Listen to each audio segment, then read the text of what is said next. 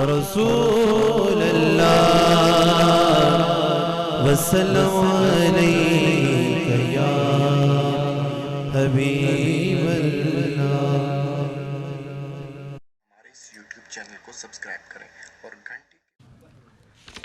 حضرات گرامی، میں نے آپ حضرات کے سامنے قرآن مجید و فرقان حمید کے ایک بہت ہی مشہور و معروف آیت کریمہ کی تلاوت کا شرف حاصل کیا ہے۔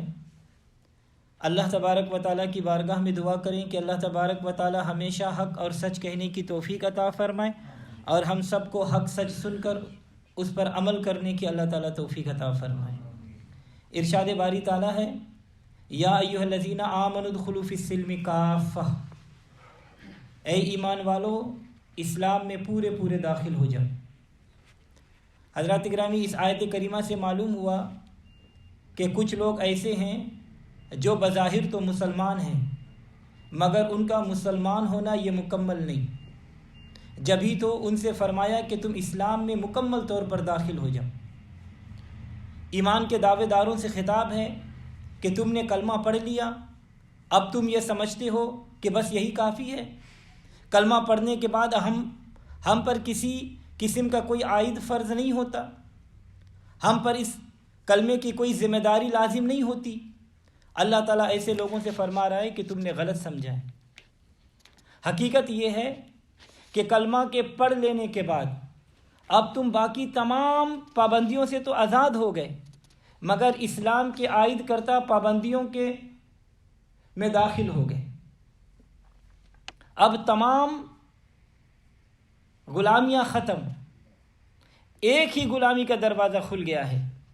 محمد کی غلامی ہے سند آزاد ہونے کی، محمد کی غلامی ہے سند آزاد ہونے کی، خدا کے دامن توحید میں آباد ہونے کی۔ محمد کی غلامی دین حق کی شرط اول ہے، اسی میں ہو اگر خامی تو سب کچھ نامکمل ہے۔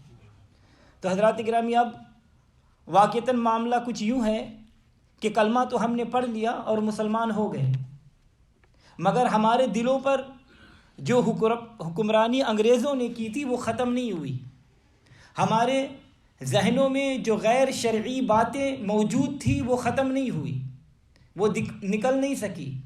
زبانی مسلمان تو ہم ہو گئے مگر قلبی مسلمان نہیں ہوئے، ذہنی مسلمان نہیں ہوئے۔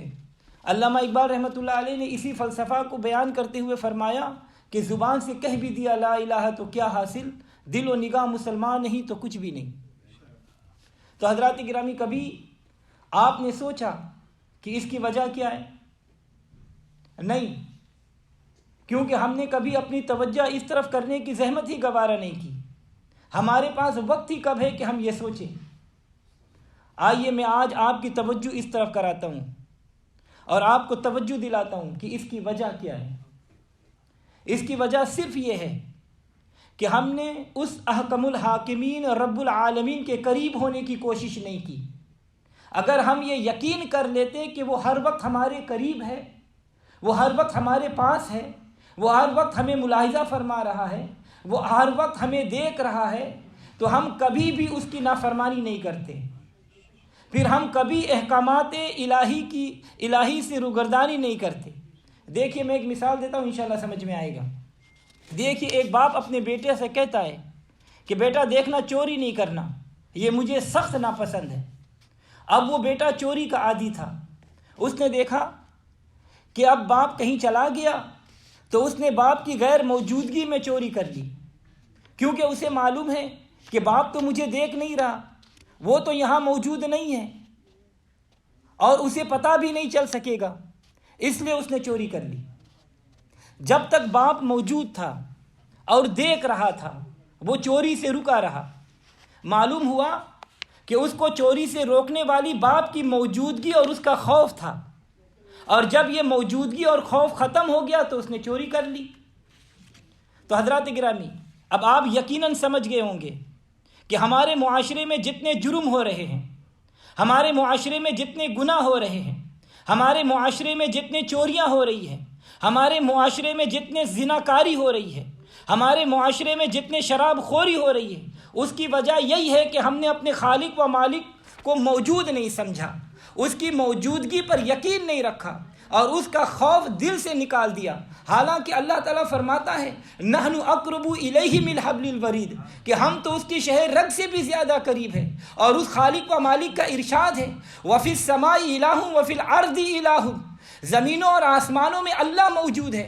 میں تو ہر جگہ موجود ہوں، میں زمینوں میں موجود ہوں، میں آسمانوں میں موجود ہوں. تو جہاں کہیں بھی ہو میں وہاں موجود ہوں. میں تیرے شہ رگ سے زیادہ قریب ہوں، میں تجھے دیکھ رہا ہوں. تو نے جب کلمہ پڑھ کر مجھے الہ تسلیم کیا، میں نے تمہیں منع فرمایا تھا کہ شراب نہیں پینا، میں نے تجھے منع فرمایا تھا کہ چوری نہیں کرنا، میں نے تجھے منع فرمایا تھا کہ زنا نہیں کرنا، میں نے تمہیں یہ حکم دیا تھا کہ نماز پڑھنا، میں نے تمہیں یہ حکم دیا تھا کہ زکوٰۃ ادا کرنا، میں نے تمہیں یہ حکم دیا تھا کہ اگر صاحب استطاعت ہو تو حج کرنا، میں نے تمہیں یہ حکم دیا تھا کہ روزہ رکھنا، میں نے تمہیں حکم دیا تھا کہ زکوٰۃ ادا کرنا. کچھ کاموں کا میں نے حکم دیا تھا اور کچھ کاموں سے میں نے تجھے روکا تھا، مگر تو یہ سمجھتا ہے کہ جب تو چوری کرتا ہے تو میں تجھے نہیں دیکھتا، تو یہ سمجھتا ہے کہ جب تو شراب پیتا ہے میں تجھے نہیں دیکھتا، تو یہ سمجھتا ہے کہ جب میں زنا کرتا ہوں تو میں تجھے نہیں دیکھتا، تو یہ سمجھتا ہے کہ جب میں نماز چھوڑتا ہوں تو میں تجھے نہیں دیکھتا، جب تو میرے احکام کی خلاف ورزی کرتا ہے تو میں تجھے نہیں دیکھتا. تو جب ایسا ہی سمجھتا ہے تو پھر مسلمان کیسا؟ اسی لیے فرمایا کہ اسلام میں پورے داخل ہو جاؤ.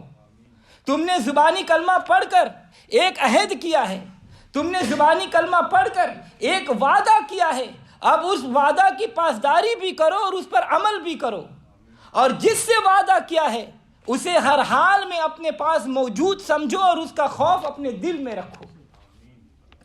دیکھیے پیر مہر علی شاہ رحمۃ اللہ علیہ، ان کے پاس ایک ڈاکو آیا مرید ہونے کے لیے، اس کا نام گامو تھا. وہ آیا، اس نے کہا حضور میں آپ کا مرید ہونا چاہتا ہوں مگر ایک شرط کے ساتھ. پیر مہر علی شاہ رحمۃ اللہ علیہ نے فرمایا کہ کیا شرط ہے؟ گامو نے کہا کہ حضور اگر آپ فرمائیں کہ گامو نماز پڑھنا تو میں نماز پوری پڑھوں گا، اگر آپ فرمائیں کہ گامو آپ روزہ رکھنا تو میں صرف فرض نہیں بلکہ نفلی روزہ بھی رکھوں گا. حضور آپ جو فرمائیں گے میں اس پر عمل کروں گا، مگر چوری میری عادت ہے یہ نہیں چھوڑ سکتا، اس لیے مجھے اس سے معذور رکھیں. پیر مہر علی شاہ نے فرمایا کہ گامو اگر تو چوری نہیں چھوڑ سکا تو میں تجھے اس پر مجبور نہیں کرتا، مگر چوری کرتے وقت دیکھ لینا کہ کہیں گوڈرے کا سید مجھے دیکھ تو نہیں رہا.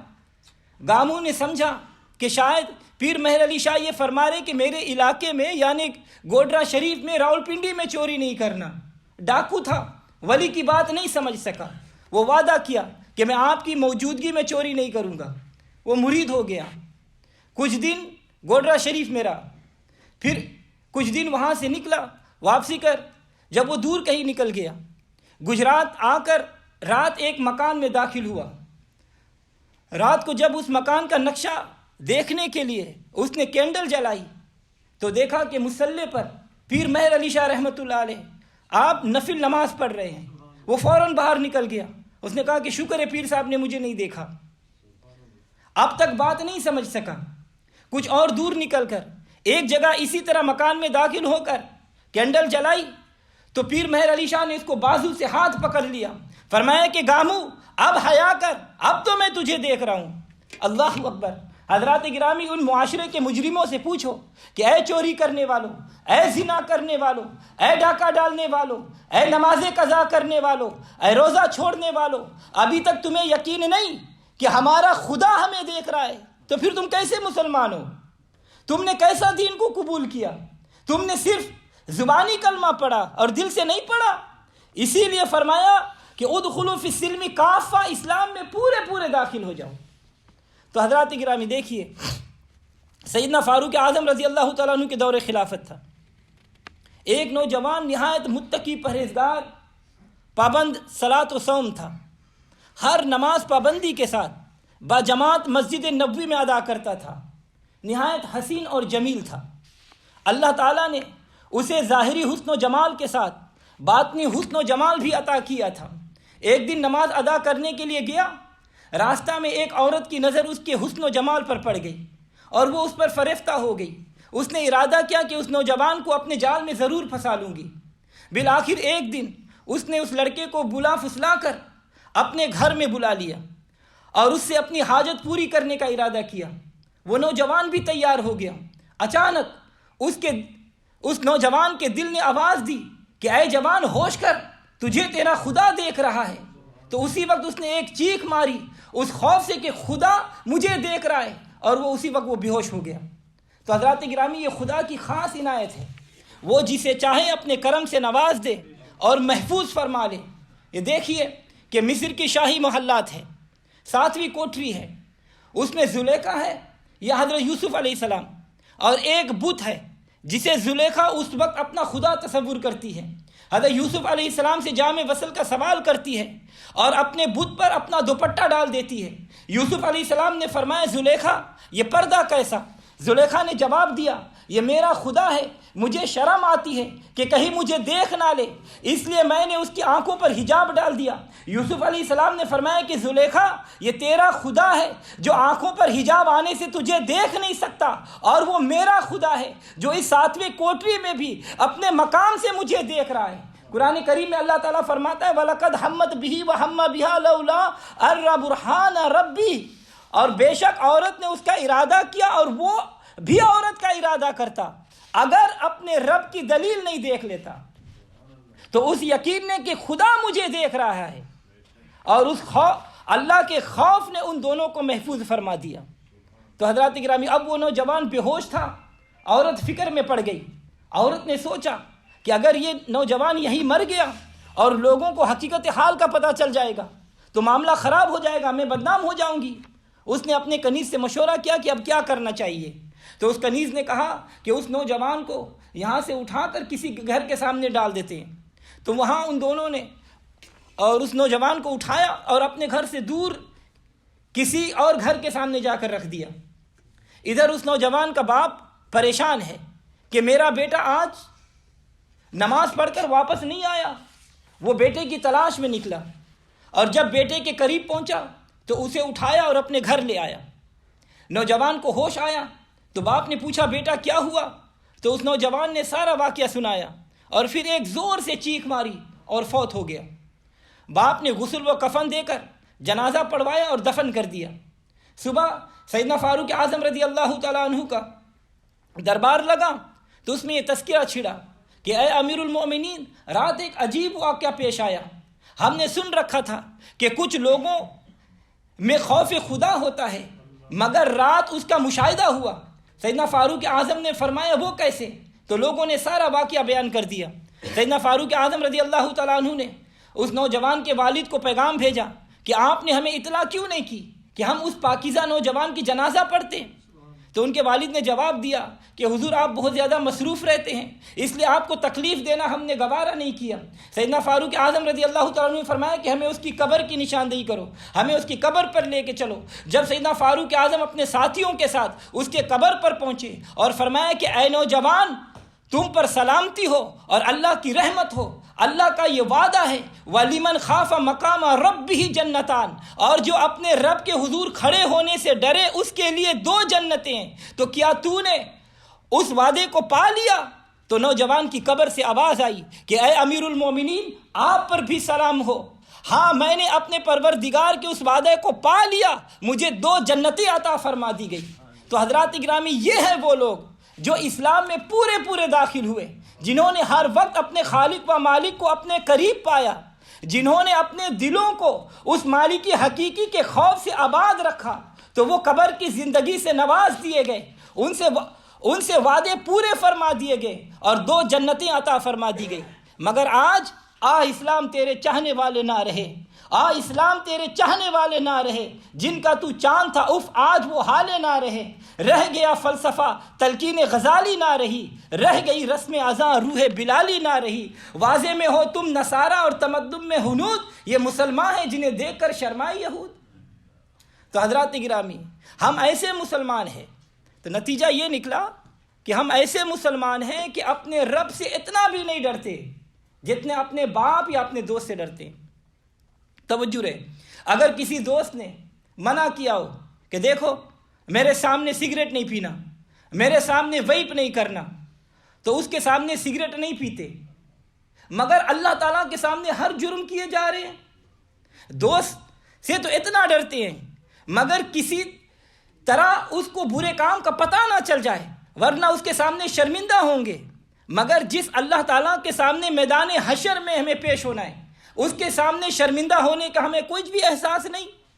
حالانکہ ہمیں یقین ہے کہ ہم نے مرنا ہے، ہمیں یقین ہے کہ قبر میں جانا ہے، ہمیں یقین ہے کہ حشر برپا ہوگا، اور ہمیں یقین ہے کہ ہم نے اس اللہ تبارک و تعالیٰ کے سامنے پیش ہونا ہے، پھر بھی ہم جرم پہ جرم کیے جا رہے ہیں، اور وہ خالق و مالک کرم پہ کرم کیے جا رہے ہیں۔ اسی لیے علامہ اقبال رحمۃ اللہ علیہ نے اسی خوف کے مارے عرض کیا تھا کہ اے مولا تو غنی از ہر دو عالم من فقیر، تو غنی از ہر دو عالم من فقیر، روز محشر عذر ہائے من پذیر، گر تو بینی حسابم نہ گزیر، از نگاہ مصطفیٰ پناہ بغیر۔ کہ اے میرے خدا تو دو عالم سے غنی ہے اور میں محتاج ہوں، بروز قیامت میری معافی قبول فرمانا اور میرا حساب کتاب نہیں لینا۔ اگر میرا حساب لینا ضروری ہو تو میرے آقا علیہ الصلوۃ والسلام کے سامنے نہ لینا، تاکہ میرے گناہوں کی وجہ سے انہیں شرمندگی نہ اٹھانی پڑے۔ توجہ چاہوں گا، ہم میں وہ لوگ بھی ہیں جو یہ کہتے ہیں کہ اللہ تعالیٰ ہر مقام پر موجود ہے، اور ہمارا عقیدہ یہ بھی ہے کہ نبی صلی اللہ علیہ وسلم اللہ تعالیٰ کے حکم سے حاضر و ناظر بھی ہے، مگر جرم کرنے میں دونوں باز نہیں آتے۔ تو پتہ چلا کہ اللہ کو موجود کہنے والے بھی کال کی حد تک یقین نہیں رکھتے ہیں، اور رسول اللہ صلی اللہ علیہ وسلم کو ماننے والے بھی کال کی حد تک یقین نہیں رکھتے ہیں۔ دیکھیے امام ربانی مجدد الفسانی شیخ احمد سرہندی رحمۃ اللہ علیہ ایک مرتبہ مسجد میں داخل ہوئے تو اپنا بایاں قدم مسجد میں داخل کیا۔ یہ خلاف سنت تھا، کیونکہ مسجد میں دایاں پاؤں پہلے داخل کرنا یہ سنت ہے۔ حضرت مجدد الفسانی رحمۃ اللہ علیہ نے جلدی سے اپنا بایاں پاؤں باہر نکال کر پھر دایاں پاؤں باہر کیا، اور وہیں بیٹھ کر اتنا روئے کہ روتے روتے آپ بیہوش ہو گئے۔ اللہ اکبر! جب ہوش آیا تو مریدوں نے عرض کیا حضور صرف اتنی سے خلاف سنت پر، اور وہ بھی آپ نے بھولے سے فرمایا، پھر اسے درست بھی فرما لیا، پھر آپ اتنے روئے کہ آپ روتے روتے بیہوش ہو گئے۔ تو مجدد الفسانی رحمۃ اللہ علیہ نے فرمایا کہ میری طرف دیکھ کر لوگوں نے عمل کرنا ہے، اس لیے مجھے سخت ندامت ہوئی۔ اب لوگ فرائض کو چھوڑ کر بھی شرمندگی محسوس نہیں کرتے۔ دیکھیے پیر مہر علی شاہ رحمۃ اللہ علیہ مدینہ منورہ میں تھے، ایک مرتبہ نماز عصر کی سنت فوت ہو گئی۔ رات کو نبی صلی اللہ علیہ وسلم خواب میں تشریف لائے اور فرمایا کہ اے مہر علی، اگر تم نے بھی عصر کی سنتیں چھوڑ دی تو پھر کون پڑھے گا؟ اللہ اکبر! اسی لیے پیر مہر علی شاہ رحمۃ اللہ علیہ نے وصیت کی تھی کہ میرا جنازہ وہ شخص پڑھائے جس کی کبھی عصر کی سنت قضا نہیں ہوئی۔ ذرا سوچئے کہ فرائض کو بھی جان بوجھ کر چھوڑنے والوں سے نبی صلی اللہ علیہ وسلم کتنے ناراض ہوتے ہوں گے، جبکہ حضور صلی اللہ علیہ وسلم مبارک کا ارشاد پاک ہے قرۃ عینی فی الصلاۃ، نماز میری آنکھوں کی ٹھنڈک ہے۔ یہ زبانی عشق رسول کا دعویٰ کرنے والے، نہ ان کے چہرے سے عشق رسول کا اظہار ہوتا ہے، نہ ان کے عمل سے عشق رسول ظاہر ہوتا ہے، اور ان کے عمل سے یہودیت اور عیسائیت کی تصویر عیاں ہوتی ہے، نہ کبھی نماز نہ روزہ۔ اور جب کبھی آپ ان لوگوں کی بات سنو تو معلوم ہوتا ہے کہ حضرت قطب الوقت ہے، اپنے آپ کو دین کا ٹھیکیدار سمجھنے والے بڑے بڑے اونچے لوگ بھی اس مرض کے مریض میں داخل ہے، اور کبھی نماز اور روزہ کی پرواہ نہ کی، لیکن دین کی تبلیغ کے لیے ہزاروں پیسے مانگتے ہیں، تقریر کرنے کے لیے ہزاروں پیسے مانگتے ہیں، نعت شریف پڑھنے کے لیے ہزاروں پیسے مانگتے ہیں، تعویذ لکھنے کے لیے ہزاروں پیسے مانگتے ہیں، جبکہ یہ کام یہودی کے پادری کرتے تھے۔ قرآن کریم میں اللہ تعالیٰ فرماتا ہے کہ جب پادریوں نے دین کو بیچا تو اللہ تبارک و تعالیٰ نے فرمایا لا تشتروا بآیاتی ثمنا قلیلا، کہ میری آیتوں کے بدلے تھوڑے دام نہ لو۔ جب ان خطیبوں سے، ان نعت خوانوں سے، یہ تعویذ بنانے والوں سے جب آپ یہ پوچھیں بھائی کہ آپ نے یہ آیت نہیں پڑھی، تو فوراً جواب دیتے ہیں کہ ہم کب تھوڑے لیتے ہیں، ممانعت تو تھوڑے کی، ہم تو بہت زیادہ لیتے ہیں۔ دیکھیں کیسے جاہلانہ جواب دیتے ہیں۔ تو حضرات گرامی، اللہ تعالیٰ ارشاد فرماتا ہے کہ اے ایمان والو ادخلوا فی السلم کافہ، اسلام میں پورے داخل ہو جاؤ۔ اگرچہ تم کلمہ تو پڑھتے ہو مگر نماز نہیں پڑھتے، بے حیائی سے نہیں رکتے، سنت رسول پر نہیں چلتے، تو یہ قول اور فعل میں تعداد ہے، اور قول اور فعل میں تعداد کا نام منافقت ہے۔ اللہ تعالیٰ ارشاد فرماتا ہے لم تقولون ما لا تفعلون، کیوں وہ کہتے ہو جو کرتے نہیں ہو؟ لہٰذا وہی کرو جو کہو اور وہی کہو جو کرو۔ دو رنگی چھوڑ دے یک رنگ ہو جا، دو رنگی چھوڑ دے یک رنگ ہو جا، سراسر موم ہو یا سنگ ہو جا۔ تو حضرات گرامی، منافقت اور وہ بھی اس دین سے جس کے لیے نبی صلی اللہ علیہ وسلم نے پیٹ مبارک پر پتھر باندھے، منافقت اور وہ بھی اس دین کے لیے، اس دین کے ساتھ جس کے لیے حضرت بلال حبشی، حضرت شعیب رومی، ابو ذر غفاری، سلمان فارسی رضی اللہ تعالیٰ عنہم اجمعین نے مظالم برداشت کیے۔ منافقت اور وہ بھی اس دین سے جس کے لیے امام حسین نے کربلا میں قربانیاں پیش کی۔ حضرات گرامی، آپ مجھے بتائیں کہ کیا امام حسین نے شہادت پہلے پائی ہے یا نماز پہلے پڑھی ہے؟ یقیناً شہادت بعد میں ہے، نماز پہلے ہے۔ تو پھر شہادت امام حسین سن سن کر رونے دھونے والوں، جب تک نماز نہیں پڑھو گے روح حسین تم سے ہرگز راضی نہیں ہوگی۔ عشق حسین کا دعویٰ تبھی سچا ہوگا جب درس حسین پر عمل ہوگا، اور درس حسین یہ ہے کہ کنبہ کٹ جائے تو کٹ جائے، بچے یتیم ہو جائے تو ہو جائے، گھر بار لٹ جائے تو لٹ جائے، سرتن سے جدا ہو تو ہو جائے، وضو کے لیے پانی ملے نہ ملے، سجدہ کے لیے رخ کعبہ کی طرف ہو یا نہ ہو، کعبہ کی سمت معلوم ہو یا نہ ہو، میں علی اصغر علی اکبر کی خونی زمین پر تیمم کر کے گھوڑے کے زین پر بھی نماز ادا کرتا ہوں، تو تم میرے اور میں تمہارا جب ہی ہوں گا جب تم نماز کو نہ چھوڑو، جب تم دین کو نہ چھوڑو، جب تم اسلام کو نہ چھوڑو۔ ادخلوا فی السلم کافہ، دین میں پورے داخل ہو جاؤ، ہر چیز چھوٹ جائے مگر دین نہ چھوٹے۔ تو حضرات گرامی، ذرا ٹھنڈے دماغ سے سوچو، ٹھنڈے دل سے سوچو کہ کیا ہم اپنے بچوں کو دین کی تبلیغ کرتے ہیں؟ اللہ تبارک و تعالیٰ قرآن پاک میں ارشاد فرماتا ہے کہ انفسکم و اہلکم نارا، اپنے آپ کو اور اپنے اہل کو آگ سے بچاؤ۔ کیا ہم اس کا اہتمام کرتے ہیں؟ کیا کبھی ہم نے بچوں سے کہا کہ نماز پڑھا کرو؟ کیا کبھی ہم نے بچوں سے کہا کہ یہ ٹی وی میں، یہ فون میں فحاشی کی چیزوں سے اپنے آنکھوں اور کانوں کو بچاؤ؟ آج اگر آپ کے بچوں کو کچھ تکلیف پہنچے تو آپ برداشت نہیں کر پاتے، تو کل جہنم کی آگ کیسے برداشت کر پاؤ گے؟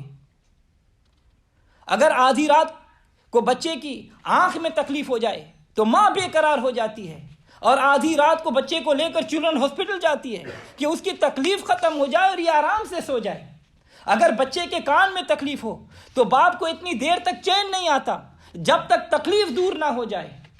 تو اگر کل قیامت کے میدان میں ان فحاشی دیکھنے والی آنکھوں اور سننے والی کانوں میں آگ کی سلائیاں ڈالی گئی تو کیسے برداشت کر لو گے؟ آج ایک مختصر سی رات کی تکلیف گوارا نہیں کرتے ہو، قبر کی تاریک اور طویل رات میں ان آنکھوں اور کانوں کی اذیت کیسے گوارا کر لو گے؟ اور کل اگر بچوں نے کہہ بھی دیا کہ اے مولا، ان ہمارے والدین نے ہمیں نیکی کا حکم بھی نہیں دیا، برائی سے نہیں روکا، تو پھر وہاں اس کا کیا جواب دو گے؟